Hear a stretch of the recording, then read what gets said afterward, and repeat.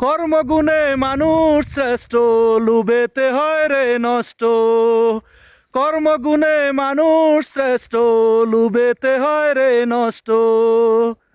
একটু স্বার্থের বাতাসেই থাকে না রে হুঁশ, মানুষ রূপে জন্ম নিলেই হয় না রে মানুষ। মানুষ রূপে জন্ম নিলেই হয় না রে মানুষ। কর্মগুণে মানুষ শ্রেষ্ঠ, লুবেতে হয় রে নষ্ট।